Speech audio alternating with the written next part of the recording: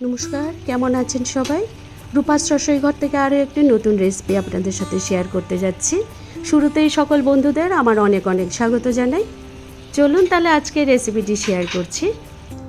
ইলিশ মাছ আজকে বানাচ্ছি Sunday special ধামাকাদার ইলিশ মাছের এই রেসিপি।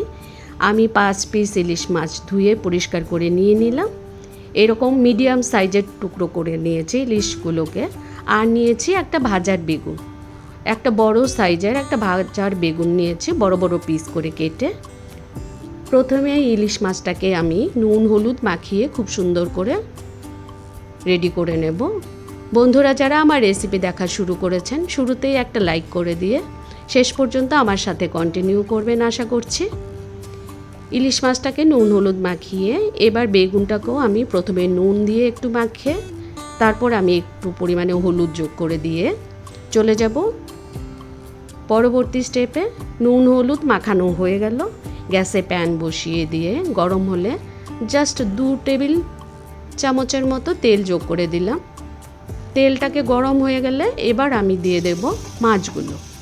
ইলিশ মাছগুলো প্রথমেই আমি ভেজে তুলে নেব। ইলিশ মাছটাকে খুব বেশি কড়াও করব না, একদম মিডিয়াম মতো করে ভেজে আমি রান্নাটা চলে যাচ্ছি। এখানে আমি একটা রান্নাটা করার জন্য একটা মশলা তৈরি করে নিচ্ছি।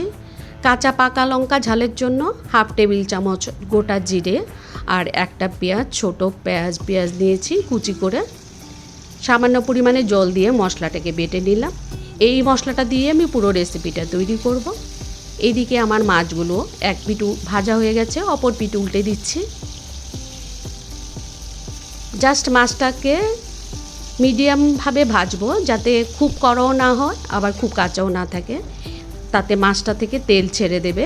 এই তেলটা দিয়ে আমি পরবর্তী রেসিপিটা তৈরি করব। দেখুন আমার মাছটা কিন্তু একদমই ভাজা হয়ে গেছে। এবার মাছটাকে সরিয়ে রেখে আরেকটা কড়াই বসিয়ে দিলাম। এখানেও জাস্ট 2 চামচের মতো তেল যোগ করে দিয়েছি। দিয়ে দিলাম কালো জিরে ফোড়ন, 1/2 টিস্পুন কালো জিরে ফোড়ন দিয়ে এবার বেটে রাখা মশলাটাকে দিয়ে দিলাম। বেটে রাখা মশলাটাকে দিয়ে এখানে মশলা কষানোর জন্য সামান্য পরিমাণে নুন আর পরিমাণ মতো হলুদ যোগ করে দিলাম। এবার সুন্দর করে মশলাটাকে কষিয়ে নেব যতক্ষণ না পর্যন্ত মশলা থেকে তেল ছেড়ে দেয়। বন্ধুরা যারা আমার রেসিপি দেখছেন, যদি ভালো লেগে থাকে আমার চ্যানেলটা সাবস্ক্রাইব করে অবশ্যই আমার পাশে থাকবেন। যদি ফেসবুক থেকে দেখে থাকেন আমার পেজটাকে ফলো করে অবশ্যই আমার সাথে থাকবেন। আমার মশলা থেকে একদমই তেল ছেড়ে দিয়েছে। এবার নুন হলুদ মাখানো বেগুনগুলোকে দিয়ে এই মশলার সাথে খুব সুন্দর করে কষিয়ে নেব। এই কষানোতেই আমি বেগুনটাকে একদম সেদ্ধ করে নিয়ে নেব।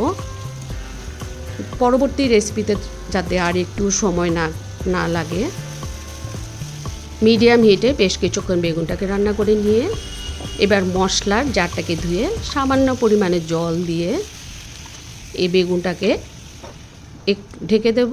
কয়েক মিনিট রান্না করব।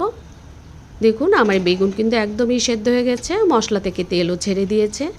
আমার রান্না কিন্তু একদমই শেষের দিকে। এবার নুনটার পরিমাণটা দেখে পরিমাণ মতো স্বাদ মতো নুন যোগ করে দিলাম।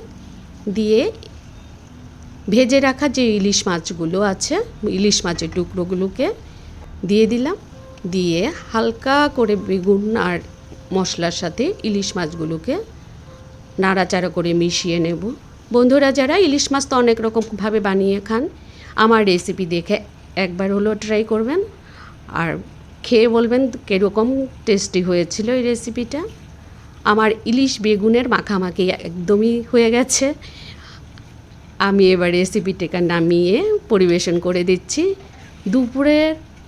সানডে দুপুরে এরকম একটা ইলিশ বেগুনের রেসিপি থাকলে জাস্ট ফাটাফাটি হবে, এত টেস্টি রেসিপিটা। এক রান্নাতেই বাজিমাত করবে এরকম একটা টেস্টি ইলিশ মাছের রেসিপি। দেখুন দেখতে যেরকম সুন্দর লাগছে, খেতে কিন্তু ততদিকই টেস্টি হয়েছিল। বন্ধুরা যারা এতক্ষণ আমার রান্না দেখছিলেন সকলকে অসংখ্য ধন্যবাদ জানাই। সবাই ভালো থাকবেন, সুস্থ থাকবেন আর দেখতে থাকবেন রূপাস রসোইঘর। খুব সুন্দর টেস্টি একটা রেসিপি। আপনাদের যদি ভালো লেগে থাকে অবশ্যই একটা কমেন্টস করে আমাকে জানাবেন। সবাইকে আবারও ধন্যবাদ জানিয়ে পরবর্তী রেসিপি দেখার আমন্ত্রণ জানিয়ে আজকের মতো এখানেই রাখছি।